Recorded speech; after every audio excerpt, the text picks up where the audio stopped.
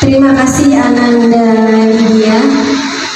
Lagunya syahdu, suaranya merdu, tambah hujan, jadi makin apa ayah bunda, makin bahagia ya. Oke, harus bahagia. Saya izin berdiri.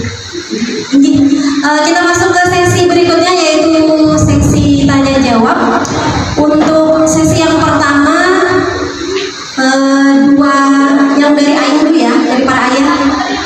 Dua perwakilan dari para ayah nih. Silakan yang ingin bertanya, angkat tangan, sebutkan nama dan orang tua dari Ananda siapa. Silakan para ayah, ada yang mau bertanya?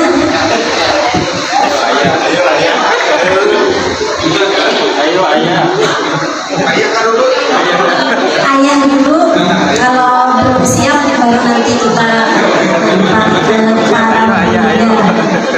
ada para ayah. Nah, ada, silakan.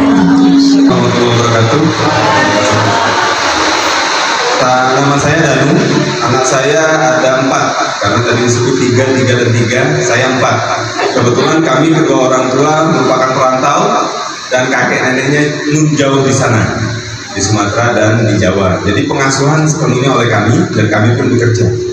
Jadi ada beberapa kali saya mengikuti parenting dan itu sepertinya tidak cocok diterapkan di rumah karena anak itu punya keunikan masing-masing. Jadi kalau kita tetapkan teori itu hanya bisa berlaku di anak-anak tertentu. Jadi tidak bisa berlaku di semua anak. Kadang-kadang orang lain yang nggak tahu ketika kita memarahi anak menyangka bahwa kehendak kita lah yang ditekankan kepada anak. Padahal kita sebagai orang tua itu lebih tahu karakteristik dari anak kita sendiri. Nah, itu satu. Yang kedua tadi disebut ada single parent dan double mix parent. Cukup sampai di situ. Jangan sampai ada ganda putra dan ganda putri. Karena yang sekarang sedang merebak adalah ganda putra dan ganda putri di dalam berkeluarga.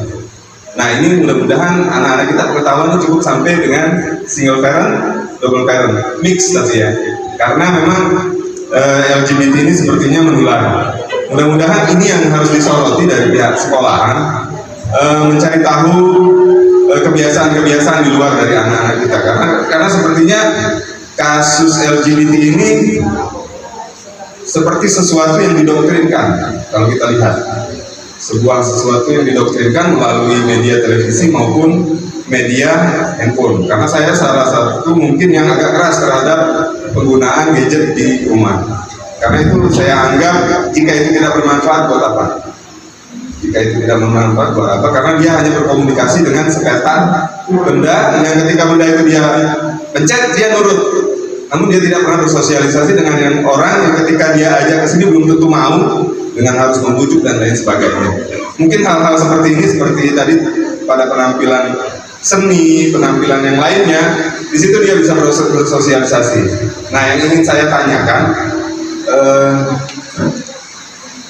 bagaimana menyikapi perkembangan di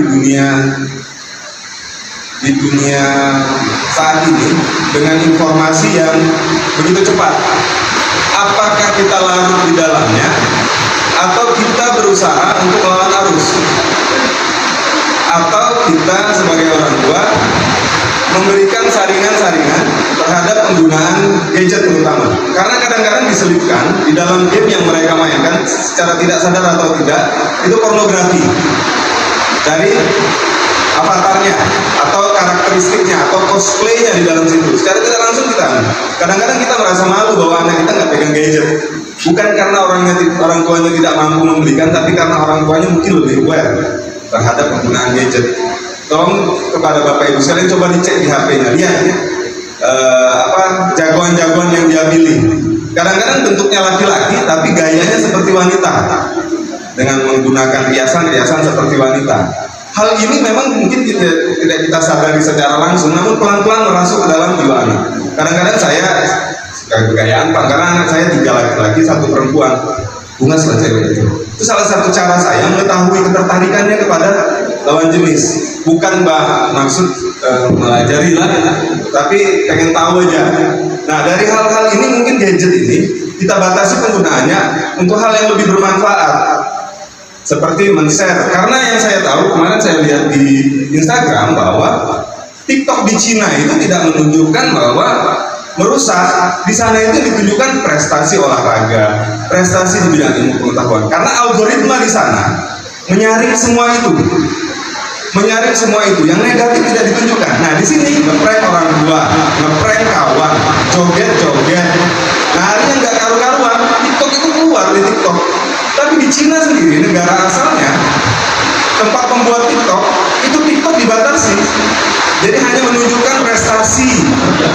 Seperti tadi nari itu ditunjukkan prestasi, juara olimpiade itu disalurkan melalui media TikTok. Negaranya melindungi, negara kita membebaskan. Kalau kita berharap kepada negara, mungkin berat. Kepada Tuhan aja kita berharap, pasrah. Karena memang saatnya ini pertempuran usul fikri. Apa yang dulu saya dapatkan sekitar 20 tahun yang lalu ternyata memang benar adanya. Di dalam pendidikan itu perlahan namun pasti. Sekarang siapa yang bisa hidup tanpa gadget? Hebat. Jika dia bisa hidup tanpa gadget, saya akui hebat. Karena ketika transaksi sudah dimulai dengan menggunakan uang digital, gadget menjadi ketergantungan, mereka matikan, selesai sudah kita semua. Nah mudah-mudahan melalui pola pendidikan yang sekarang, kita berharap anak-anak kita dibekali dengan skill-skill yang di luar dari mata pelajaran. Saya senang di Al-Salam banyak yang bisa dipelajari anak-anak sekali selain hanya belajar dan belajar, yaitu adalah pendidikan agama. Itu yang paling penting buat saya. Mungkin sekian dan terima kasih. Assalamualaikum warahmatullahi wabarakatuh.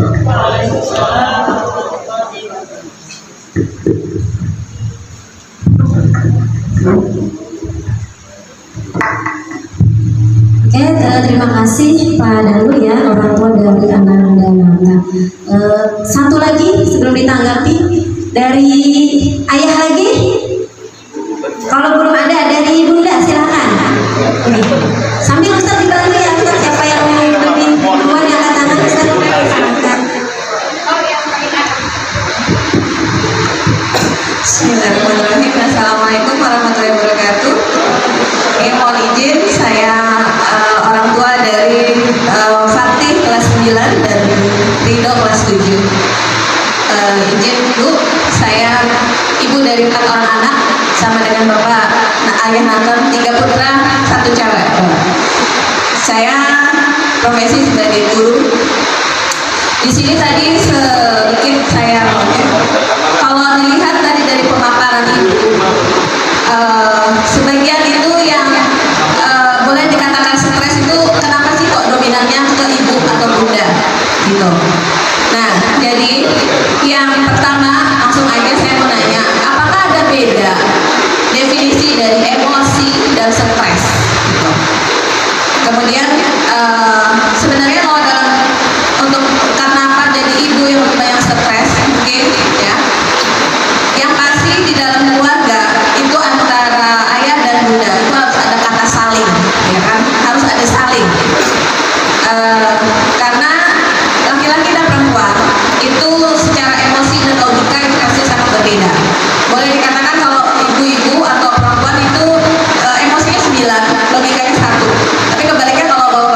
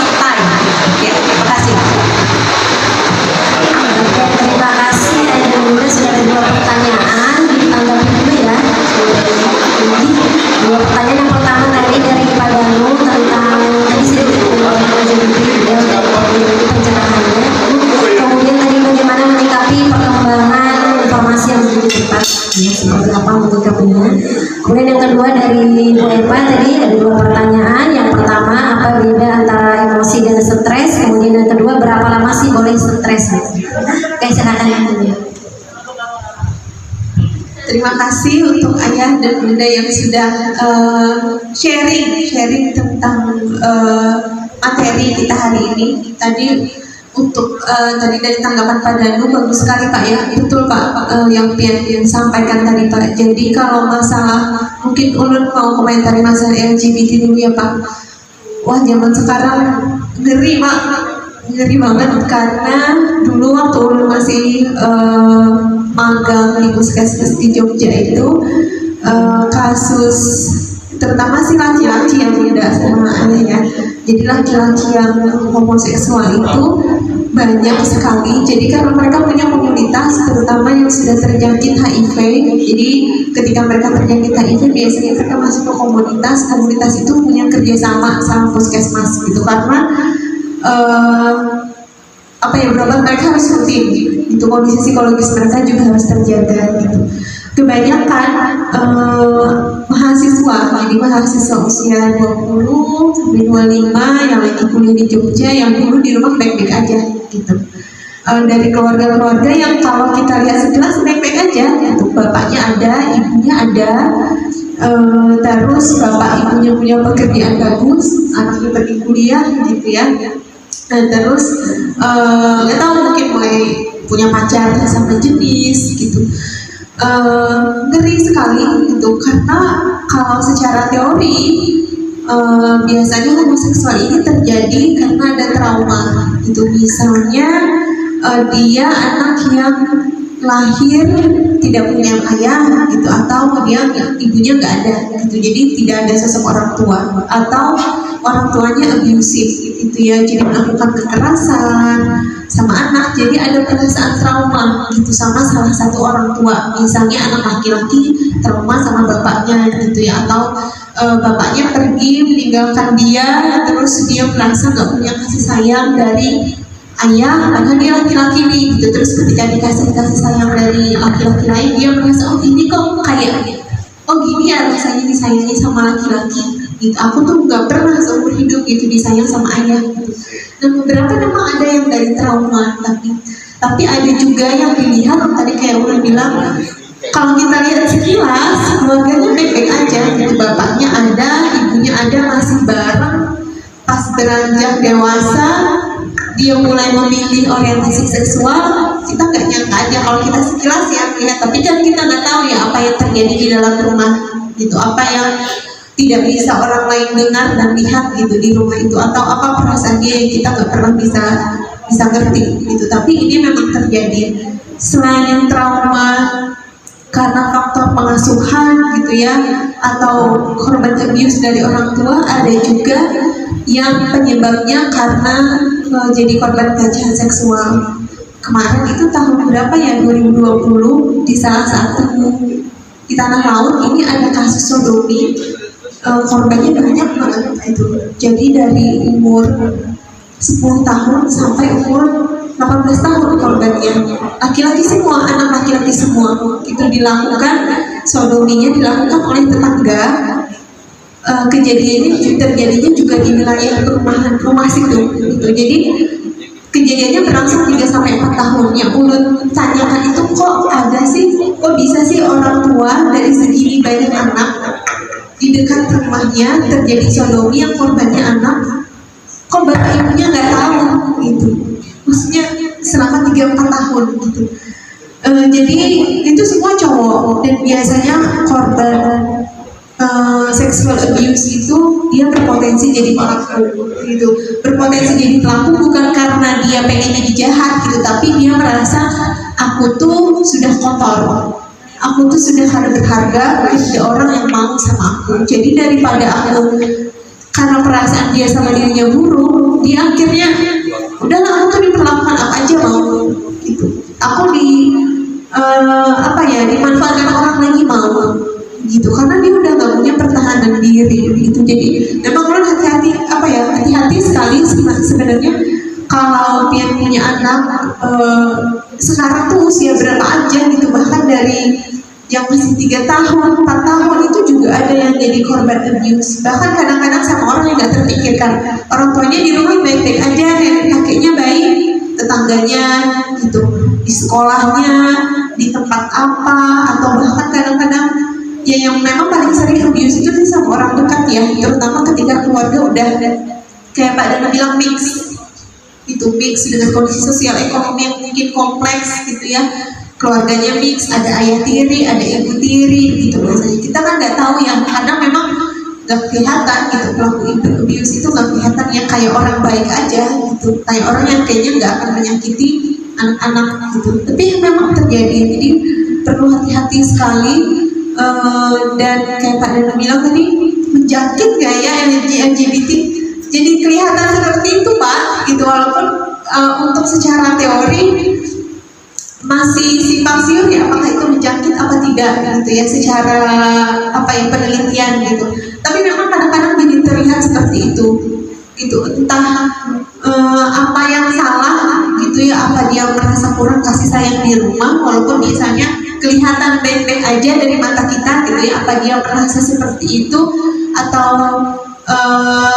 biasanya sih mulai dari harga diri yang buruk gitu. Mungkin di rumah baik-baik aja tapi dia anak yang harga dirinya buruk, merasa dia tuh nggak berharga, merasa dia itu apa ya, nggak layak, dia susah disayangi gitu. Kadang-kadang mungkin ya adalah perilaku-perilaku di masa lalunya yang membuat dia, perilaku orang di masa lalu yang membuat dia itu merasa oh aku tuh susah ya disayangi gitu, aku tuh kada berharga ya gitu. Nah akhirnya dia mudah terpengaruh gitu, terjerumus gitu. Memang kompleks sekali dan ya hati-hati sih untuk para orang tua gitu ya. Dan kayak gadget juga Pak ya, pengawasannya kan apa ya, ini juga masalah problematik Pak ya, terutama ketika gadget diberikan ke anak yang usianya muda, itu mematikan anak berkembang karena stimulasi pasti kurang biasanya kalau gadget. Kalau dia udah di depan gadget, dia nggak bergerak, nggak berpikir. Kalau bayi atau balita nggak bergerak itu nggak bagus sebenarnya buat perkembangan fisik dan emosinya, karena dia harus bergerak gitu. Dia bisa berjalan dari dia bergerak, tapi kalau dia main HP, dia udah dikasih HP, dikasih teleponan, dia jadi nggak bergerak gitu. Anak umur 7 tahun bagusnya lari-lari di luar gitu ya, punya teman baru gitu, berantem sama temannya. Tapi kalau dia pegang HP, ya dia nggak lari-lari lagi, nggak manjat pohon lagi gitu, nggak berantem lagi sama teman gitu. Jadi banyak keterampilan yang hilang ketika gadget itu dimulai dari usia yang sangat kecil gitu. Tapi ada juga yang bilang gini, pengasuh yang paling murah itu katanya gadget. Pengasuh yang paling murah nggak perlu digaji gitu. Jadi kalau kita pengen anak, udah kasih aja nih, gitu aja gadget yang anak. Ya itulah tantangannya penting zaman sekarang buat orang-orang zaman sekarang gitu ya. Gitu. Jadi nggak cuma tantangan buat anak, tapi juga tantangan buat orang tua. Ketika dia nggak dikasih gadget, berarti ada aktivitas yang harus dia lakukan gitu kan. Nah, kita bisa nggak sih memfasilitasi ada aktivitas itu? Itu misalnya dia butuh lari-lari nih di umur 5 tahun, kita nggak kasih gadget, kita bisa nggak nemani dia lari-lari? Kita bisa nggak nemani dia menulis? Kita bisa nggak nemani dia main apa itu? Nah, yang problemnya kadang-kadang ketika orang tua bekerja sedikit banyak pasti capek sampai rumah gitu kan ya, capek sampai rumah kalau nemenin anak main lagi itu apa ya, komitmen yang perlu dijaga sama orang tua gitu. Mau diasuh anaknya atau kita mau lelah-lelah masih mau main sama anak, atau udah kita kasih aja ke pengasuh gratis gitu, akhirnya dia dibentuk oleh gadget nantinya gitu. Memang itu komitmen yang problematik zaman sekarang, karena kadang-kadang ketika misalnya anaknya perkembangannya lambat, terus kita sarankan untuk berhenti gadget, orang tuanya juga kadang keberatan gitu. Nggak bisa mbak, nggak mungkin katanya, udah nggak dikasih gadget tuh nggak mungkin. Nah, kan itu juga jadi problem ya gitu, karena enak masih gadget itu enak banget gitu, daripada ngajak dia main itu lebih susah. Tapi ulun yakin yang lebih susah tadi hasilnya lebih baik. Ya Pak Danu ya. Ya. Ulun yakin hasilnya lebih baik gitu. Menghentikan gadget pada anak tuh pasti susahnya luar biasa zaman sekarang. Tapi kalau bisa, berarti itu lebih baik. Gitu. Berarti kita sudah melakukan sesuatu yang lebih baik. Dan anak-anak juga kadang juga ada komentar, oh anak kalau nggak dikasih gadget nanti dia ketinggalan teknologi. Sebenarnya ketika dia misalnya punya gadget pas sudah SMA atau pas di zaman kuliah, dia nggak ketinggalan gitu. Dia akan tetap bisa mengejar dari temennya, misalnya dari umur 5 tahun udah punya gadget gitu. Dia nggak akan ketinggalan teknologi gitu. Karena dia akan bisa mengejar nanti. Tapi itu tadi komitmennya. Jadi kalau dia bisa berkomitmen berarti itu udah mantap sekali Pak. Nah oke, mungkin itu tadi Bu ya. Kalau sama Pak Danu tadi, memang ya LGBT ini merisaukan sih Pak. Sedih melihat. Kalau di tanah laut ada Bu datanya? Belum ada sih Pak. Kalau yang untuk konsultasi untuk LGBT gitu Pak ya, biasanya itu berbarengan sama HIV. Belum terlibat sih Pak dengan HIV, jadi belum tahu datanya. Tapi tadi korban abuse-nya sudah lumayan banyak. Ulun juga sering dengar kasus-kasus seperti ini di pesantren. Itu juga kita hati-hati sekali, itu hati-hati. Itu biasanya anak-anak yang lebih lemah, jadi lebih mudah dimanfaatkan. Itu yang nggak bisa melawan, yang nggak bisa bilang enggak, itu yang nggak punya pertahanan diri, itu lebih mudah dimanfaatkan. Walaupun misalnya yang tadi anaknya udah dijaga baik-baik di rumah gitu, tapi kita nggak tahu apa yang terjadi di luar rumah gitu kan. Ya mungkin memang menjadi kekhawatiran sih Pak, tapi kalau orang tua terlalu khawatir juga nggak bagus Pak ya buat orang tua dan anak gitu. Jadi perlu cari penengahnya, tengah-tengahnya gimana gitu, biar anak ini ketika lepas juga punya pertahanan diri gitu, bisa melawan, bisa punya opini sendiri, bisa bilang nggak setuju gitu, nggak jadi korban bullying. Oke, mungkin seperti itu Kak. Tadi yang berikutnya ini dari Bu Eva Bu ya. Mantap Bu Eva. Tadi apa beda emosi dan stres ya Bu? Kalau stres itu normalnya biasanya 3 hari. Itu. Jadi kalau lebih dari 3 hari, berarti kita belum mengatasi stresnya dengan baik. 3 hari Bu. Jadi kalau kita mau bergalau ria Bu ya, mau nyanyi-nyanyi tadi 3 hari. Setelah itu semestinya perasaan kita bisa berubah.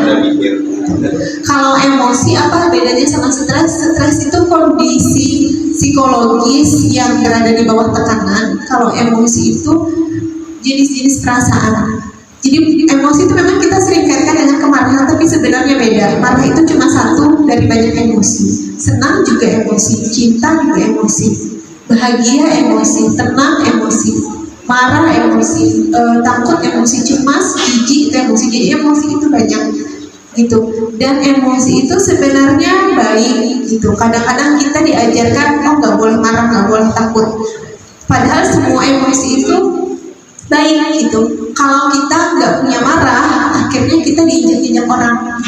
Anak-anak korban bullying itu biasanya nggak punya rasa marah. Mungkin yang nggak pernah diajarin untuk marah. Sebenarnya ketika kita diganggu teman, kita berhak untuk marah gitu. Tapi mereka nggak tahu aku harus apa. Biasanya mereka lebih memilih takut daripada marah. Nah, jadi nggak ada sebenarnya emosi itu yang buruk. Memang gak enak untuk dirasakan Bu ya, takut juga gak enak. Tapi kita butuh itu. Kalau kita ke kebun binatang nggak punya rasa takut, mungkin kita udah diterkam sama singa atau harimau ya, karena kita nggak takut. Tapi emosi itu ada, jadi supaya kita bisa terus hidup, itu bisa melindungi diri. Jadi sebenarnya semua emosi itu kita perlukan, tinggal gimana kita mengelolanya. Terus tadi Ulun setuju sama Bu Eva, katanya ibu itu lebih sering stres ya daripada bapak. Memang kalau di penelitian depresi lebih sering terjadi pada perempuan. Jadi pada ibu, pada perempuan-perempuan itu lebih sering depresi dan cemas. Tapi kalau kita bilang apakah psikologisnya laki-laki lebih baik, skizofrenia atau gila itu lebih banyak terjadi pada laki-laki. Di rumah sakit jiwa itu pasiennya lebih banyak laki-laki jumlahnya. Gimana Bu?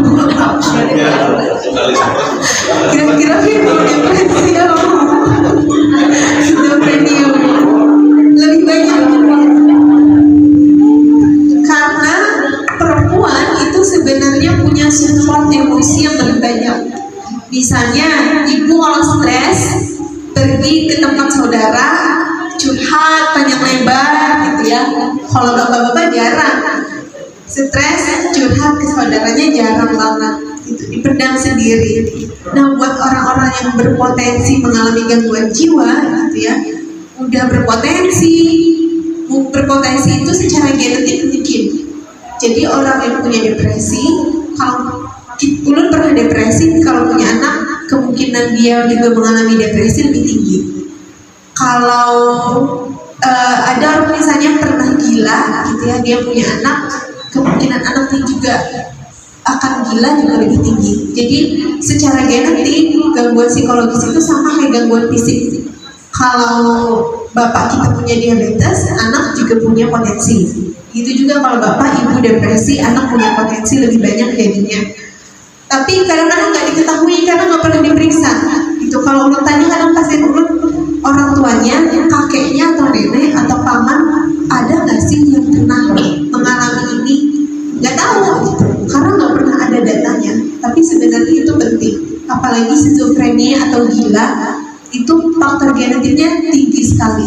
Jadi kalau kita misalnya menikah sama orang yang kita tahu pernah punya fase gila gitu ya, nanti kita juga sudah menerima konsekuensi. Oh, mungkin aku kalau punya anak ada kemungkinan seperti ini. Kelolaan stresnya harus jauh lebih baik. Jadi secara psikologis mana yang lebih baik antara laki-laki atau perempuan sama aja sebenarnya gitu. Bapak laki-laki juga sering nggak rasional, sering mengambil keputusan berdasarkan perasaan. Tetapi karena mereka singkat padat kalau ngomong kelihatannya nggak membawa perasaan, sebenarnya membawa tapi dipendam. Secara rasionalitas sama aja gitu. Banyak juga perempuan secara logis lebih bagus mengambil keputusan atau mengambil tindakan ketika dalam masalah. Nih, seperti itu Bu Eva. Terima kasih banyak pertanyaannya. Kita lanjut ke dua penanya berikutnya, satu dari ayah, satu dari bunda, silakan. Yang bunda sudah ada, kerudung hitam. Yang dari ayah ada? Ada ya? Digantikan yang dari bunda satunya. Satu, dua. Nah, yang ada tadi misalnya mamanya satu, terus tadi siapa lagi? Yang kedua, Mama Hafiz. Silakan. Bismillahirrahmanirrahim. Assalamualaikum warahmatullahi wabarakatuh. Kenalkan, jadi nama saya Eliza, orang tua dari Raden Ahmad Awas Rajid, kelas 9. Sesi hari ini saya jadi mau komen karena tadi Pak Dan sempat komen tentang orang tua. Izinkan saya bicara. Latar belakang pendidikan saya adalah juga seorang psikolog sebetulnya. Oke, jadi tadi Mas Danu, saya panggil Mas Danu ya. Kalau Pak Danu nanti ketuaan. Memang secara teori apa yang kita pelajari di bangku kuliah, apa yang kita pelajari di tempat praktek tentu tidak semengena pada saat kita menjadi pelaku.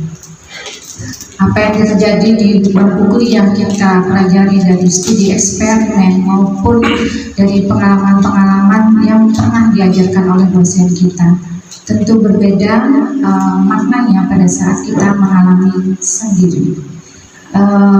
Waktu kuliah kita masih bujangan, tadi yang dikomentari teori. Setelah sekarang saya adalah ibu dari 3 anak laki-laki.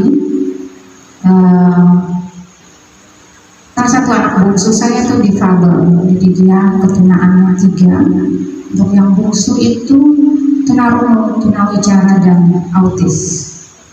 Jadi apa yang saya rasakan, tanda kutip tadi bicara stres, saya akan komentar karena kalau berdasarkan teori Stres itu sebetulnya adalah sebuah tekanan. Lawan dari stres itu untuk menjadi bahagia itu sebetulnya stres harus dirilis, dilepas. Biasanya di dalam rumah tangga yang lebih banyak candaan itu lebih sedikit stresnya. Karena jujur sebagai orang tua, kita akan mendapatkan, tadi ada beberapa yang disampaikan, stres dari lingkungan sosial, oke? Kemudian stres dari anak, mungkin juga stres dari mertua. Ibu-ibu yang di belakang mungkin pasti. Bapak-bapak sebetulnya iya, cuman dia lebih cuek. Kalau cewek kan lebih baperan gitu ya, lebih emosian. Oke. Kemudian stres di dalam kehidupan rumah tangga itu sebetulnya yang membuat istri atau suami tidak bahagia itu bukan anak, tapi adalah pasangan. Betul? Betul apa betul? Betul ya. Selain masalah ekonomi, karena salah satunya memang masalah ekonomi itu menjadi fondasi, tapi juga bukan hal yang utama. Trust, saling percaya di antara pasangan, rasa aman kita dengan pasangan, tanda kutip, tidak ada kehadiran orang ketiga, apakah itu pelakor, pembinor ya, maupun tanda kutip mertua. Viral ya akhir-akhir ini yang tentang mertua, walaupun saya sebal, aduh nyebal lewat deh. Oke, jadi memang sebetulnya inti dari keluarga bahagia saya pikir itu. Nanti kita akan enak sama anak, seperti itu. Nah tadi juga disampaikan ibu-ibu sering mengulang-ulang, saya setuju. Kalau bapak-bapak cukup sekali karena suaranya lebih ngebas, dia cukup sekali penekanan dan anak itu langsung ngeh ya. Kalau ibu lebih melengking suaranya. Nah kalau ibu-ibu yang dulunya introvert itu kan pendiam ya, yang dulunya introvert pada saat dia berumah tangga akan menjadi lebih ekstrovert, minimal di rumah tangganya alias suka ngomel, tanda kutip. Banyak ngomong aja Pak, ngomel itu negatif ya, lebih ceria aja. Iya, lebih banyak. Nah, lebih kepada kita dari awal menikah pasti berkomitmen ingin membina rumah tangga yang baik dan benar, membesarkan anak yang baik dan benar. Jadi itulah kenapa sering terjadi pengulangan-pengulangan. Itu bentuk lain dari rilis stres. Ya, kalau laki-laki mungkin dia main bola, dia ngopi, betul ya? Apalagi kalau pergi sama istrinya pakai celana pendek, sama temennya pakai baju kayak gini, mau ngopi soalnya. Ngopi ngerokok. Nah, kalau sama istrinya kan biasanya cukup tinggal di mobil dia. Kalau yang turun pakai baju bagus-bagus karena bakal turun nih. Ada perundingan tertentu, lobbying tertentu. Tahu ya.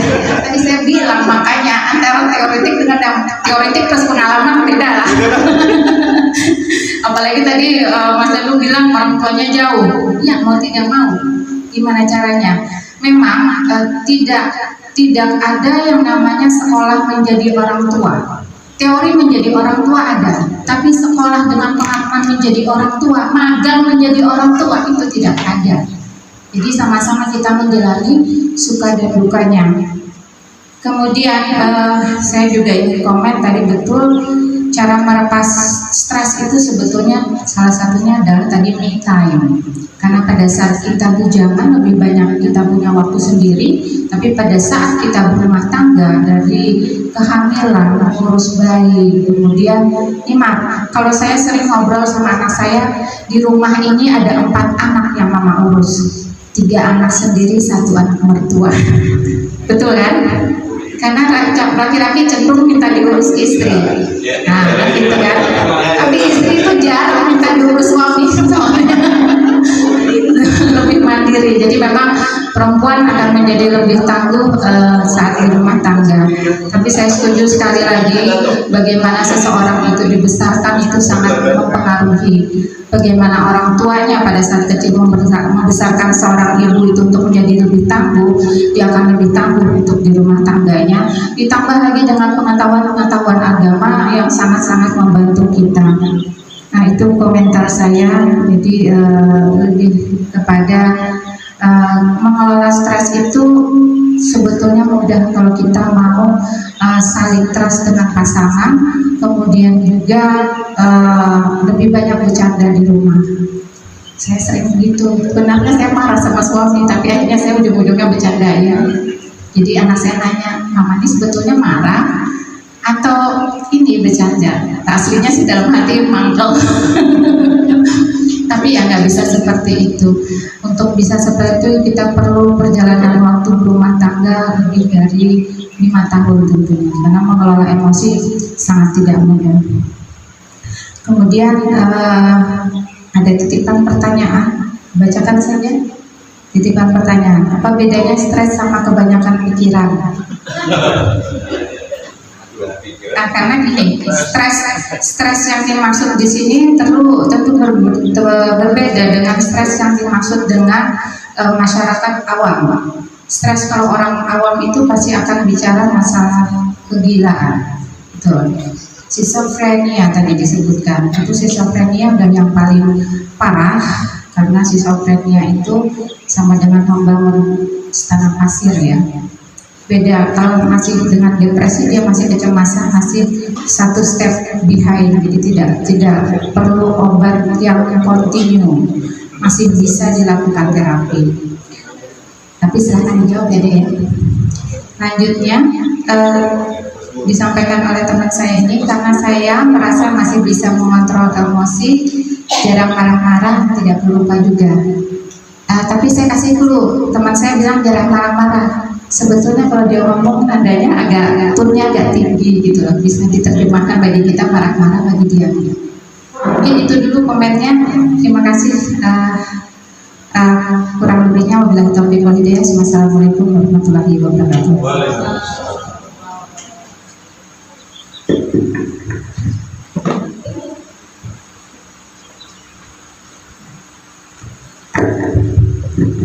Terima kasih. Assalamualaikum warahmatullahi wabarakatuh. Saya orang tua dari Muhammad Hafiz Mulisin kelas 8. Jadi berbagi pengalaman aja Bu.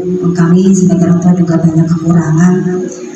Kami dari orang tua juga di waktu pandemi betul-betul merasakan stres karena anak kami yang kedua itu baru masuk SD. Karena kan di TK belum diajari membaca ya, sekarang nggak boleh. Jadi harus online itu luar biasa. Kami juga bekerja dan pekerjaan kami itu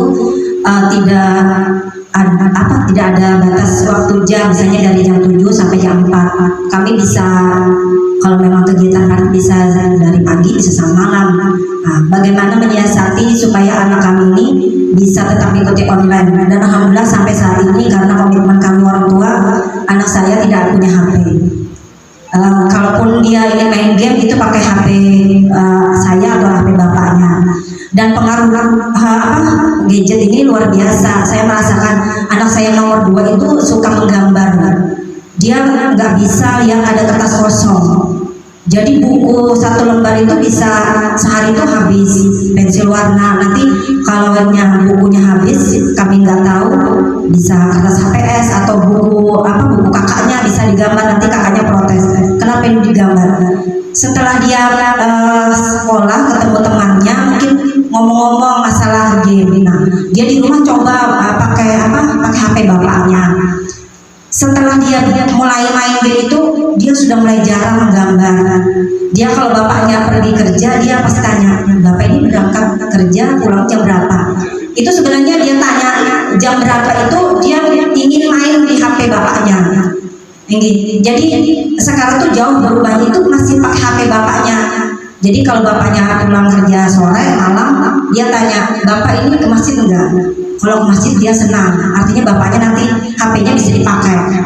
Apalagi dengar bapaknya majelis, wah senang lagi, karena biasanya bapaknya pulang jam 9. Nah itu kalau dia bilangin Dek coba gambar. Dia malah bingung sekarang mau yang digambar apa. Jadi buku gambar yang kami belikan itu dua buku sama ada hadiah itu hampir nggak ada gambarnya lagi. Dan waktu pertama online, anak-anak kan banyak lewat perintah-perintah tugasnya lewat WA, kemudian lewat Zoom. Kami mensiasatinya seperti ini. Laptop kami konekkan dengan WA saya. Jadi dia memantau tugas dia itu lewat WA HP, lewat WA laptop, bukan HP. Jadi kami bergantian. Kebetulan bapaknya orang lapangan, nggak selalu pakai laptop. Kalau bapaknya di rumah, pakai laptop bapaknya. Kalau saya yang agak senggang, pakai laptop saya. Dan saya selalu koordinasi dengan komunikasi dengan wali kelas. Kemudian kalau mengaji, video call, saya WA ustadznya. Apakah ini harus bergrup? Kalau ustadznya boleh, kalau memang tidak bisa. Jadi saya minta waktu anak saya itu di jam 5 biasanya. Jadi dia bisa video call lewat HP saya atau HP bapaknya. Jadi memang agak susah, dan itu saya pahamkan dengan anak bahwa jangan pernah minder karena kamu gak punya HP. Artinya kami bukan orang tua, bukan gak mampu berikan HP, kami mampu. Artinya kami lebih sayang anak karena kalau dia di rumah, kami gak bisa memantau apa yang dia lakukan. Itu sudah saya sampaikan di wali kelas. Saya nggak bisa memantau itu. Artinya kamu mumpung masih muda, gunakan kesempatan. Dan sekarang anak saya ikutkan kegiatan di luar untuk mengurangi HP-nya tadi, yang adik juga. Karena tadi meskipun dia tidak punya HP, dia masih bisa main HP saya atau main HP bapaknya. Jadi untuk mengurangi itu, pulang sekolah nanti bapaknya atau saya yang antar untuk latihan. Itu hampir setiap hari. Tapi kami juga tidak memaksa. Kalau memang dia rasa capek pulang sekolah, ya tidak kami antar latihan. Tapi kalau dia merasa senang aja, kami antar. Tetap kami tanyakan apa yang mau latihan atau tidak. Kalau nggak latihan, berarti dari sekolah langsung kami antar pulang. Dan memang komunikasi antar orang tua itu memang perlu. Kami tadi di awal disampaikan bahwa kami kerjanya nggak ada jamnya. Jadi berbagi dengan bapaknya. Pagi bapaknya antar sekolah, kalau bapaknya sibuk nanti saya yang antar atau dulu. Memang Bu, kalau dikerjakan sendiri luar biasa susah. Saya 2 anak aja sudah, kalau bapaknya sibuk atau ada kegiatan lain, saya kewalahan. Jadi jam 4 harus jemput anak yang di sini, kemudian jemput anak yang di SD, bawa barang dia untuk latihan, itu kendaraan itu sudah full. Apalagi kalau hujan. Jadi memang mendidik anak itu harus kerjasama dengan pasangan kita. Jadi kami orang tua juga banyak belajar, sampai sekarang masih belajar. Kalau pola pendidikan kami waktu anak kami yang pertama Hafiz dengan adiknya ini juga luar biasa berbeda. Karena memang anak pertama itu kan kita tidak punya pengalaman apa-apa. Tadi kadang disampaikan emosi itu kadang ketika kita ada masalah dengan pasangan tersampaikan, yang kita tidak bisa menutupi, apalagi perempuan ya Bu. Kadang kita kecewa atau dengan pasangan kita, itu kita tidak bisa menutupi. Kemudian ayah itu kadang sekali ngomong memang Bu, sekali ngomong gak diikuti, kadang ada yang gerak tubuhnya yang bekerja untuk anak. Nah itu kami konsultasikan bahwa anak yang sering yang kita ajak ngomong atau dia melakukan kesalahan lalu kita berikan teguran atau kita pukul, sekali kita memukul, setiap dia melakukan kesalahan kita pukul terus, dia nanti akan kebal. Jadi dia kalau tidak sampai dipukul tidak akan nurut, dan dia melakukan melakukan sesuatu itu karena takut dengan kita. Nah itu kami pelajari perlahan, artinya komunikasi dengan bapaknya bahwa kayaknya nggak mungkin ya kita kayak gini. Anak itu kalau kita marah kita pukul atau kita marahi. Kami mencoba cari caranya seperti apa ketika kita marah dengan anak. Ternyata kebetulan memang di asalan kan ada selalu parenting, jadi memang tidak semua teori bisa kita terapkan di keluarga kita. Tapi ada hal-hal yang tertentu tadi. Ketika anak marah atau anak ngamuk, karena saya yang kedua itu kalau ngamuk waktu TK, kalau sudah ngamuk itu sudah nggak bisa diapa-apain. Jadi salah satu caranya kami coba, ketika dia ngamuk kita tinggalkan, karena setiap anak ngamuk kita lihat kayaknya kita tuh tambah, dia ngamuk tambah berontak, kita tuh apa, emosi kita tambah naik. Jadi ya bisa yang kepukul atau apa, jadi atau kata-kata keluar yang kata-kata yang nggak baik keluar dari mulut kita. Jadi coba kami jadi kalau dia marah atau ngamuk, tinggalkan. Nanti kalau kita sudah agak reda, baru kita dekati lagi anaknya, kita peluk. Jadi memang sekarang alhamdulillah sudah mulailah kami memahami cara mendidik anak. Kemudian anak kami yang pertama kan sudah kelas 8, artinya sudah puber dia. Jadi masa dia puber di kelas 5 SD, kebetulan anak saya itu mungkin dari teman-temannya itu lebih duluan berubah suaranya. Itu saya ada perasaan takut di saya, itu ada perasaan takut karena itu titik balik anak dari dia melakukan apapun tidak berdosa jadi berdosa, dan berdosa itu tanggung jawab kita. Jadi ditanyain kalau melakukan ini nggak boleh, ini nggak boleh, bukan untuk kami orang tua tapi untuk dia. Kemudian ditanya apakah dia sudah mimpi basah. Bapaknya saya ngomong juga, Pak tolong ajak anaknya ngobrol, sudah mimpi basah belum? Karena itu tanggung jawab kita sebagai orang tua. Ketika dia mimpi basah, dia takut cerita dengan kita, itu akibatnya fatal. Jadi ajak dia ngobrol kayak teman. Nak, kalau mimpi basah lah, berkisah lah mama, berkisah lah mama, ini bacaannya. Nanti bapaknya ngomong dia, saya minta bapaknya cerita, nanyain anaknya. Nantilah kalau mimpi basah ngomong. Itu hal kami sampaikan, itu hal normalnya anak-anak. Jangan malu, adanya kita bapak kan gitu. Kalau perempuan kan ada menstruasi, kalau laki-laki yang mimpi basah, itu bukan kamu aja yang mengalami, tapi semua anak itu mengalami, dan kamu nggak boleh menutupi itu. Jadi kadang kalau bangun subuh juga saya tanya, mimpi basah ada. Karena itu dia bangun subuh harus sholat kan. Kalau nggak mandi, itu dampaknya nanti sholatnya nggak sampai gitu. Jadi sekali lagi memang kerjasama antara pasangan itu luar biasa, dan sampai hari ini sampai saat ini alhamdulillah meskipun kami agak ribet, kami harus masuk di grup SOG, masuk di grup kelas, kemudian ada grup anak-anak kami masuk juga, dan satu lagi waktu di SD itu yang masuk di grup itu saya saja.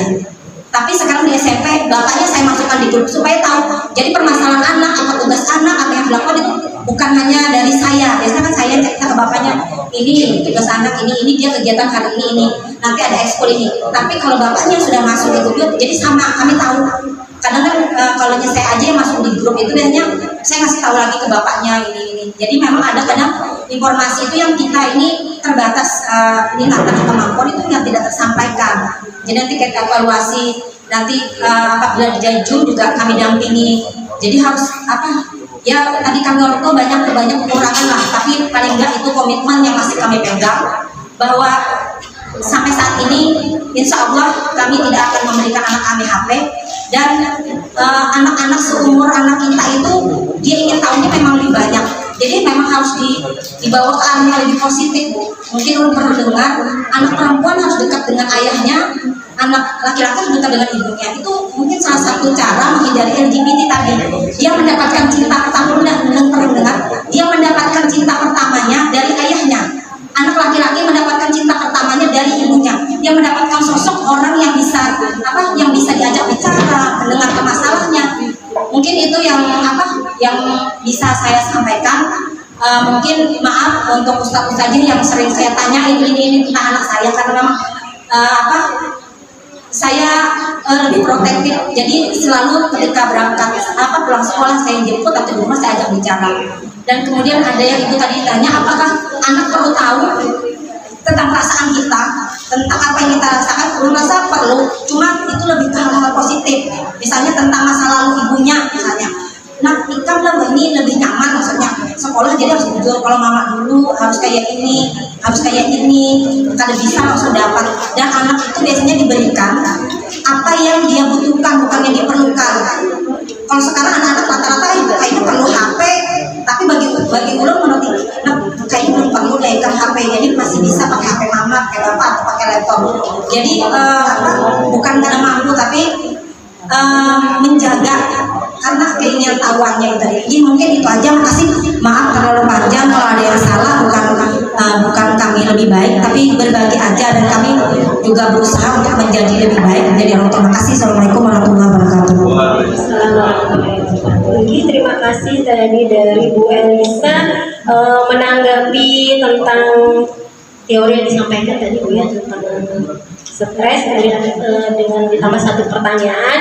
Kemudian dari Ibunda Hafiz ini beliau tidak ada pertanyaan, cuman berbagi pengalaman. Jadi saya beri satu kesempatan lagi dari Bunda tadi yang paling belakang sudah angkat tangan. Silahkan yang kerudung merah, kurang jelas kerudung merah. Mungkin bisa agak singkat Bunda pertanyaannya. Terima kasih atas kesempatannya. Alhamdulillah 10 kali kalau angkat tangan sudah jadi.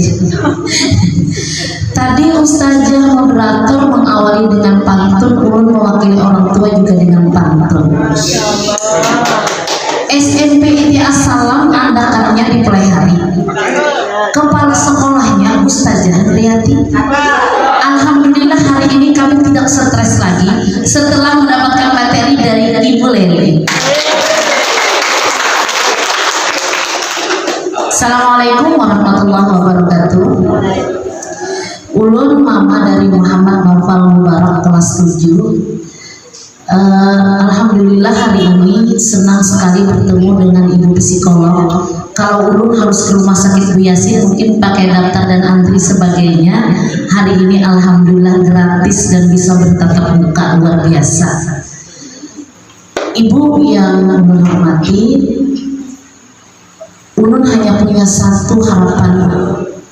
Harapan ulun adalah anak-anak ulun bisa sharing dengan ulun, mau bercerita dengan ulun tentang suka dukanya di sekolahnya masing-masing.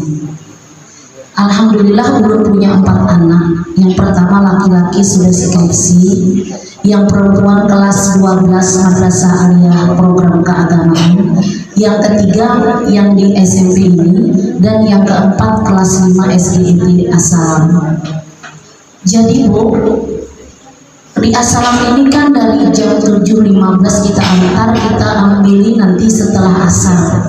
Lebih banyak waktunya di sekolah daripada dengan kita. Ketika dia sore pulang, itu sudah lelah Bu. Malam setelah Isya mereka tidur, kita pun juga tidur kelelahan. Jadi sedikit sekali waktu kita untuk berbicara dengan mereka. Ulun hanya menginginkan anak-anak itu mau cerita apa yang terjadi di sekolah, entah itu prestasinya ataupun masalah dia. Kalau prestasi kita bisa berikan reward kita, kalau dia masalah bisa kita bersama-sama untuk menanggulanginya supaya antara anak dan kita sama-sama bahagia.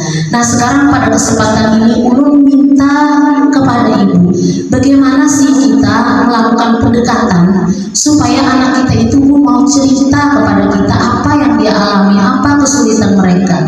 Terkadang mohon maaf, semakin usia anak kita meningkat, kita semakin tidak tahu apa masalahnya.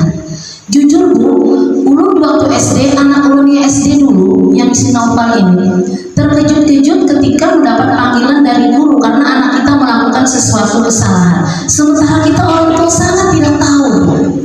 Nah, anak-anak ulun yang 4 itu dulu waktu TK Bu, ketika dia berangkat sekolah sampai pulang tuh diceritakan di rumah. Apalagi anak ulun satu-satunya yang perempuan tuh, hampir kadang kita malah kewalahan mendengar ini mak begini. Tapi setelah dia lulus SD, dia SMP Bu, dia udah mulai terbentuk dengan kita, sehingga kita tidak tahu apa sih yang mereka alami. Kita tidak bisa menyampaikan reward ini dan kita tidak bisa untuk membantu permasalahan mereka kecuali kita tanya aja. Tapi anehnya kalau kita tanya mereka tambah tidak mau bercerita. Kadang kayak gerah kalau kita takut itu mau pamani ya, yang pamani. Padahal kita memperhatikan mereka di waktu kita yang tersisa sedikit benar kayak itu. Nah jadi mungkin ada pendekatan Bu, bagaimana caranya? Karena kalau kita tanya Bu, mereka sulit. Tapi nanti kalau psikolog yang tanya atau dokter anak yang tanya kepada anak kita yang sedang bermasalah, dia cepat menceritakan. Berarti kan pendekatan kita tuh yang kita tidak mengerti. Jadi dari beberapa paparan ibu-ibu dan bapak-bapak tadi saya tidak terlalu mengerti tentang teori. Saya maunya praktek aja. Bagaimana cara mendekati anak kita supaya kita tidak tahu anak kita itu seperti apa. Nah, selama ini kita kepada guru-gurunya saja meminta penjelasan anak-anak kayak apa. Padahal kan al-madrasatul ula al-um, guru yang pertama itu adalah di rumah. Jadi kita harus paling tidak lebih mengetahui. Nah, dengan ibu mungkin bisa berbagi pada kesempatan ini. Kemudian pertanyaan yang kedua dari beberapa parenting Bu, karena anak-anak angkatan pertama di SMP yang sekarang sudah kelas 3 aliyah itu sudah beberapa kali mengikuti parenting. Ada satu kesimpulan dari guru menerima materi Bu ya, bahwa anak itu katanya jangan dilarang, jangan ada kata-kata jangan. Nah, misalnya anak mau buang sampah, lalu kita sebut jangan buang sampah sembarangan. Katanya sih itu akan menyebabkan anak kita merasa dilarang tuh kayak berontak ya. Jadi sebaiknya katanya kata-kata kita, mohon itu tempat sampah. Tapi Bu dalam prakteknya di rumah kita kadang-kala menghilangkan kata jangan lagi udah kalau berkendaraan, jangan jangan ini. Nah mungkin Bu ada pendekatan yang lebih nyaman tuh kita terapkan di rumah kayak apa supaya kita tidak menggunakan kata jangan, tapi anak kita bisa untuk memahami bahwa dalam hidup ada sesuatu yang boleh kita kerjakan dan ada yang boleh tidak kita kerjakan, ada yang harus kita siarkan, ada yang harus kita sembunyikan. Terima kasih Bu atas jawabannya. Nanti mudah-mudahan parenting hari ini lebih bermanfaat lagi untuk kami sebagai orang tua yang selalu harus lebih belajar dalam mendampingi anak-anak kita, terutama mengelola stres kita dan menjadi orang tua yang selalu berbahagia. Terima kasih. Wassalamualaikum warahmatullahi wabarakatuh. Terima kasih. Tadi sebenarnya masih ada yang angkat tangan. Panitia ingin kembalikan dulu ke panitia seperti apa? Dicukupkan. Kami sudah gimana Ustazah? Cukup ya. Jadi langsung saja Ibu Leli ditanggapi. Tadi jadi ada 3 pertanyaan karena Bunda Hafiz tadi beliau hanya berbagi dengan Bunda Terima kasih banyak atas masukan dan pertanyaan dari bunda-bunda. Tadi pertama dari Bu Eliza. Ini beliau senior ulun ya Bu ya. Kita pernah ketemu ya Bu waktu itu pas banjir Bu. Ulun pernah ketemu sama Bu Eliza pas terakhir banjir ya Bu ya. Oke, tadi ulun terima kasih banyak sama masukannya Bu Eliza. Betul sekali tadi Bu, itu poin penting Bu ya, yang mungkin ulun terlewat. Ini adalah kualitas pernikahan gitu. Bahwa itu jadi salah satu variabel yang penting sekali pada yang berkontribusi terhadap stres ataupun kebahagiaan orang tua gitu. Mungkin kita yakin kalau orang tua yang ada di dalam pernikahan yang tidak harmonis gitu ya, berantem, konflik, tidak terselesaikan, pasti perasaannya di sana juga kacau. Kita nggak mungkin ibu dan suami dan istri bahagia-bahagia aja dengan pernikahan yang penuh konflik gitu. Jadi ini variabel yang penting sekali. Seringkali bukan anak yang bermasalah sama orang tua gitu, tapi suami istri bermasalah konflik, anaknya juga jadi ikut-ikutan sedih gitu. Jadi bukan bapak yang berantem sama dia atau mamanya berantem sama dia, tapi bapak dan ibunya berantem nih berdua, itu juga sudah jadi cukup stressful buat anak gitu. Jadi kalau kualitas pernikahannya baik, tentu stresnya bisa lebih ringan Bu ya. Jadi mungkin apapun yang terjadi di pernikahan itu bisa dilalui ya Bu ya, nggak ada yang bikin stres ya Bu kalau sudah bahagia berdua gitu. Betul sekali tadi Bu Elisa. Terus pertanyaannya, beda stres sama kebanyakan pikiran ya Bu? Kebanyakan pikiran bisa jadi sumber stres. Biasanya kalau anak-anak zaman sekarang kebanyakan pikiran itu bilangnya overthinking gitu ya. Ini sering sekali istilah yang sering muncul di anak-anak zaman sekarang. Saya overthinking gitu, bikin gak bisa tidur gitu, kebanyakan pikiran. Nah itu juga bisa jadi kontribusi terhadap stres, depresi maupun cemas. Jadi kalau kita merasa terlalu banyak hal yang kita pikirkan, sulit tidur karena tadi banyak pikiran, itu nanti bisa menimbulkan stres, bahkan lebih parah dari stres gitu. Nah jadi kita juga perlu sadari apa sih yang ada di pikiran kita, kebanyakan atau tidak. Apa komentar mertua kebanyakan jadi pikiran kita, apa komentar tetangga banyak jadi pikiran kita, apa konflik sama ipar misalnya jadi pikiran kita, apa laporan guru jadi pikiran kita. Nah, kita perlu lihat mana pikiran yang sebenarnya tidak terlalu penting, karena semakin banyak yang kita pikirkan itu semakin mudah kita terserang gangguan psikologis. Jadi semakin pikiran kita minimalis, hal-hal yang penting saja yang kita pikirkan, itu semakin baik untuk kesehatan kita. Itu untuk tadi bedanya stres dan kebanyakan pikiran. Jadi kebanyakan pikiran itu bisa menyebabkan stres. Berikutnya tadi dari Bunda Hafiz. Jadi terima kasih banyak atas sharingnya Bun tentang kondisi anaknya. Kayaknya Bunda Hafiz ini hubungan sama kerja sama suaminya bagus banget ya Bun ya, dan berusaha sekali untuk punya komunikasi yang baik sama anaknya gitu. Sejauh ini bahkan bisa membatasi gadget untuk anak gitu kan, karena ada komunikasi sama anak gitu, karena sama pasangan. Contoh yang bagus sekali sih, mungkin diteruskan ya Bun perjuangannya. Masih panjang ya Bun perjuangannya ya.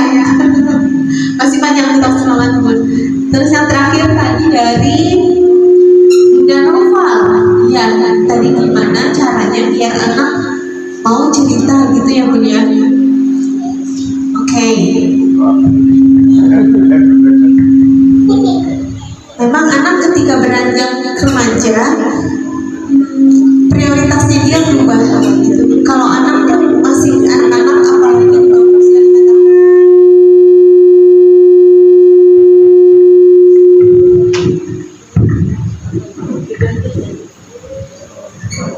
Kalau masih di bawah 5 tahun, dia tergantung sekali sama orang tua. Dia nggak bisa kemana-mana gitu kan, kalau nggak sama orang tua, nggak punya teman selain orang tua. Tapi ketika beranjak remaja, kadang-kadang itu juga bisa bikin orang tua sedih, bahwa ketergantungan anak sama orang tua berkurang. Bahwa yang dulu dia butuh saya, kok sekarang enggak ya? Itu yang dulu perginya selalu sama saya, kok sekarang perginya sama teman ya? Itu kok saya ibunya nggak diajak lagi ya? Misalnya. Kadang-kadang juga bisa bikin orang tua sedih, bahwa dia mulai lepas gitu dari orang tua. Tapi itu fase yang memang akan dihadapi ketika dia remaja. Banyak sekali komplain, kok dia sekarang nggak mau terbuka lagi ya Mbak gitu sama saya, anaknya ketika remaja gitu. Karena teman terus jadi prioritas yang penting ketika masuk remaja. Dia pengen kayak teman-teman sebaya, pengen punya geng gitu, pengen punya segerombolan teman yang menerima dia gitu. Kadang-kadang pengen juga keren kayak teman-temannya gitu misalnya. Itu kebutuhan alami pada masa remaja. Kalau kita tanya kenapa sih anak nggak mau cerita ke kita gitu ya, kita juga mungkin perlu tanya ke diri sendiri. Kalau misalnya nih kita punya teman gitu Bun ya, kalau kita punya masalah, kalau ini teman baik kita, kira-kira kita mau cerita nggak ya ke dia? Apa yang bikin kita mau cerita dan nggak mau cerita ke teman? Kalau kita punya teman yang aku tuh punya masalah, terus dia bilang alah gitu aja jadi masalah, alah gitu aja dulu. Sama kalau kita punya teman, pas kita cerita dia mendengarkan, kira-kira kita pengen curhatnya kemana?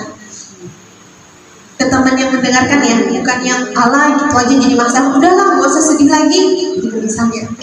Jadi ada hal-hal yang bikin kita terbuka sama orang gitu, karena kita misalnya satu merasa nyaman sama orang ini, merasa kita didengar, merasa kita aman ketika kita cerita, kita tahu ini tidak akan jadi masalah.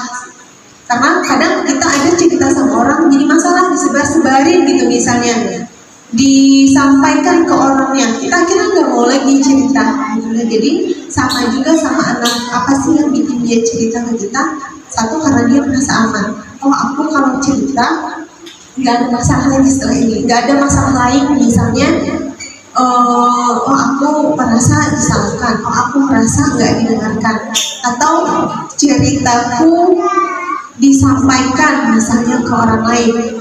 Nah jadi perasaan nyaman itu yang bikin kita biasanya mau atau nggak cerita sama orang. Itu juga kita sama anak, dia nyaman nggak ya sama kita gitu. Kita boleh Bun tanya ke anak, misalnya nih Bunda merasa dulu kamu sering cerita, sekarang udah nggak pernah lagi cerita, kenapa ya gitu.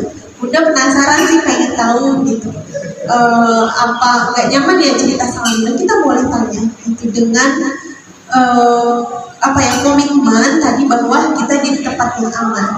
Itu setelah anak cerita, tidak ada masalah yang timbul karena ceritanya dia. Itu seringkali anak itu nggak mau cerita karena dia merasa misalnya dipotong gitu ya, potong enggak, ibu nggak pernah kayak gitu dulu waktu usia kamu, nggak pernah kayak gini, ada pernah kayak ini, ada pernah anak-anak kayak ini misalnya.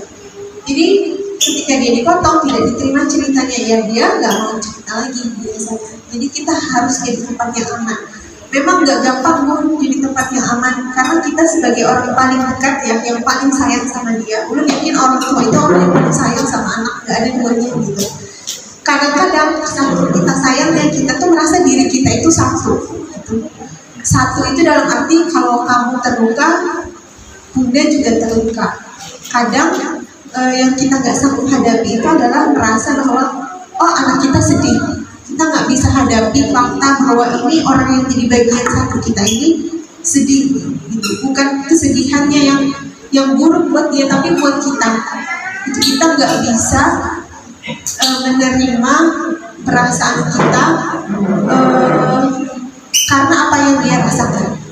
Itu gimana ya, kayak misalnya kalau psikolog itu Bu tidak boleh punya klien orang dekat. Misalnya Ulun punya klien orang tua Ulun nih, adik Ulun atau sahabat dekat, terus jadinya Ulun hendak terapi. Atau misalnya Ulun punya adik yang ketergantungan narkoba, terus hendak terapi jadi konseling, Ulun tidak boleh terima. Kenapa kada boleh? Karena hubungan Ulun jadi kada bagus. Ini orang dekat Ulun. Jadi kita psikolog kada bisa menangani orang dekat karena emosi kita tuh satu gitu. Jadi kenapa kalau misalnya adik Ulun nih punya ketergantungan narkoba, dari terapi Ulun kasih ke yang lain gitu. Ulun nggak boleh kenal sama orang yang kada boleh dekat. Sama teman pun kalau Ulun merasa terlalu dekat, Ulun kada boleh terima karena emosi kita jadi satu. Nah kadang-kadang yang bikin orang tua sama anak itu kada terbuka itu karena kita kada sanggup mendengarkan. Itu bukan apa ya, kita kada sanggup lagi mendengarkan gitu. Misalnya yang mungkin istri sama suami juga mungkin kada terbuka karena nggak sanggup gitu mendengarkan. Apalagi nih kadang-kadang ketika kita berada di situasi yang kada enak, misalnya ada orang dekat yang meninggal gitu, misalnya mamanya meninggal, kadang-kadang bapak sama anaknya nggak pernah ngobrol tentang itu gitu. Atau misalnya mamanya meninggal, bapak sama anaknya tadi nggak mau ngobrol. Kenapa? Karena emosi kita dekat banget gitu. Nah, menjadi tempat yang aman, gimana supaya emosi kita itu kada terpengaruh pas anak cerita, itu juga usahanya luar biasa. Misalnya dia bilang kayak ini, Ulun semalam itu dikelahi kawan Ulun sampai buku Ulun dirobek-robek gitu. Kira-kira bundanya kalau dengar itu kesal kan? Kesal, bisa sarik-sarik, bisa mendatangi kawannya tadi misalnya. Tapi gimana caranya pas dia mendengar itu biar cukup tenang. Itu cukup tenang. Ulun matematika bisa dapat 0, terus mamanya dapat 0, kada belajar kan? Gimana orang tua bisa tenang dengan apapun yang dia sampaikan? Kalau kita pengen tahu ceritanya sampai habis, kita mesti tenang gitu. Karena kita butuh mendengar dari dia. Kalau kita sudah bereaksi, reaksi kita udah muncul, udah ceritanya dia stop. Karena itu jadi tentang kita, tentang reaksi emosi kita. Nah, seringkali itu yang sulit, itu menerima perasaan orang dekat kita ini sulit. Karena kita nggak sanggup, kita nggak nyangka kok dia merasa seperti ini. Itu makanya kadang kita bahkan yang nggak kadang-kadang keluarga itu jadi orang yang paling nggak tahu masalahnya kita. Itu karena kita nggak sanggup cerita, orang dekat kita nggak sanggup mendengarkan.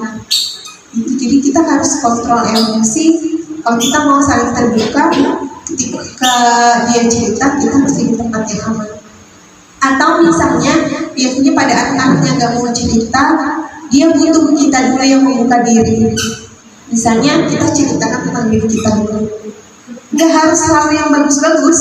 Kadang-kadang kita juga perlu cerita kesalahan kita atau kondisi di mana kita lagi nggak baik, untuk dia belajar, oh ya nggak apa-apa ya cerita hal-hal buruk tentang diri. Gitu. Misalnya Bunda dulu pernah bikin kesalahan waktu SMP, misalnya pernah kabur dari rumah gitu, mungkin nggak pernah sih kalau Bunda ya.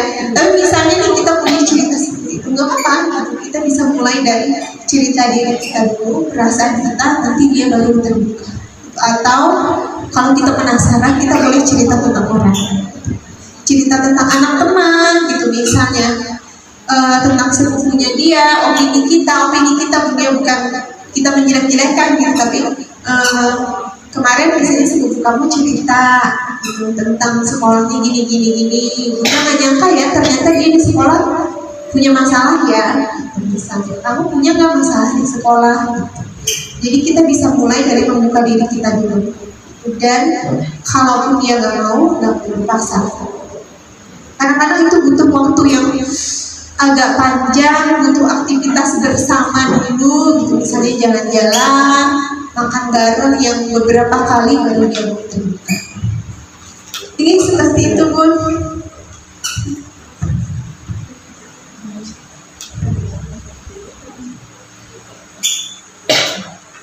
Ya sama tadi sama kata jangan ya Bu ya. Kalau kata jangan itu mungkin kalau kita sering ngomong jangan, itu mengindikasikan komunikasi kita itu mengandung perintah atau larangan. Artinya kalau kita sering ngomong jangan, indikasinya berarti komunikasi kita sama anak berarti selama ini larangan ya. Gitu. Jangan. Berarti komunikasi kita kebanyakan larangan nih. Nah, kenapa komunikasi kita kebanyakan larangan? Apakah komunikasi dua arahnya kurang? Artinya kalau larangan kan nggak ada komunikasi dua arah ya. Ya udah larangan, dia nggak bisa membantah, dia nggak bisa melakukan hal lain. Gitu kan? Itu kenapa mungkin kurang baik itu Bunnya. Kata jangan itu karena itu mengindikasikan larangan. Kenapa sih kok jadi komunikasi kita kebanyakan larangan? Kan juga jadi pertanyaan ya. Kelarangan itu kan sebenarnya sudah langkah terakhir ya. Artinya sebelumnya sudah ada komunikasi yang baik dong sebelum sampai ke larangan. Gitu. Nah, apakah komunikasi kita meloncat ke larangan? Itu belum ada nih komunikasi yang baik. Apa-apa kan kalau dilarang itu udah peringatan terakhir ya. Sebelumnya kan berarti sudah ada hal-hal yang dilakukan. Dan apakah kita bertanya apakah komunikasi kita meloncat ke larangan? Sebelumnya nggak ada komunikasi ini, nggak ada pendapat dia. Karena dalam membangun larangan di rumah itu juga penting pendapat anak. Terutama ketika dia sudah di remaja, penting untuk kita juga kalau bikin peraturan di rumah ada pendapat dia. Dia setuju apa tidak, atau apa peraturan yang dia mau tambahkan di rumah. Jadi dia merasa dia diikutkan di dalam rumah itu, gak cuma diatur, tapi dia juga ikut punya kuasa atas tindakan dia. Sebenarnya. Oke, alhamdulillah sudah ditanggapi semua pertanyaan ya yang Bunda. Sebelum ditutup mungkin dari Mas Iksan saja. Terima kasih banyak atas kesempatan hari ini. Senang sekali ketemu sama Bunda dan Ayah yang semuanya hebat ini yang tadi sudah sharing juga tentang parentingnya. Ulun setuju bahwa setiap anak itu berbeda. Setiap orang tua itu juga adalah orang tua yang hebat. Gitu. Mungkin ada banyak sekali teori parenting, apalagi sekarang kita gampang ya nyari IG, kata orang nggak boleh ini, nggak boleh gitu, harus begini, harus begitu, banyak sekali. Belum lagi komentar orang lain, gitu ya, kata mertua begini, kata orang tua begini, gitu ya. Tapi yang paling penting dari parenting menurut ulun adalah perasaan bahwa kita sadar tidak ada orang tua yang sempurna dan tidak ada orang yang sempurna. Jadi kita orang tua tidak perlu mengejar untuk jadi sempurna dan juga tidak perlu berharap anak sempurna. Ulun yakin apa yang sudah diberikan itu seringkali kita butuhkan perasaan cukup, perhatian cukup, pengawasan cukup, wejangan yang diberikan cukup. Kita nggak perlu banyak cemas. Karena seringkali cemas itu terutama dalam parenting kita cemas anak begini anak begitu, karena anak sudah cukup itu dapat perhatian, dapat katakan apa yang nasihat, tinggal kita beri dia kesempatan untuk menunjukkan bahwa yang diberikan orang tuanya itu sudah cukup. Itu jadi menerima diri dan sadar betul bahwa aku tidak perlu sempurna, itu penting sekali karena orang yakin juga jadi orang tua itu tekanan dari lingkungan sosial itu tinggi. Kata orang tuanya begini, kata mertuanya begini, kata ipar begini, kata tetangga begini, banyak tekanannya. Tapi penting sekali untuk merasa kita tidak perlu sempurna karena memang nggak bisa, dan anak juga tidak sempurna. Jadi ketika kita sadar anak kita tidak sempurna, kita lebih menerima apa adanya, lebih plong rasanya. Ya mungkin seperti itu. Mohon maaf jika ada salah kata dari Ulun.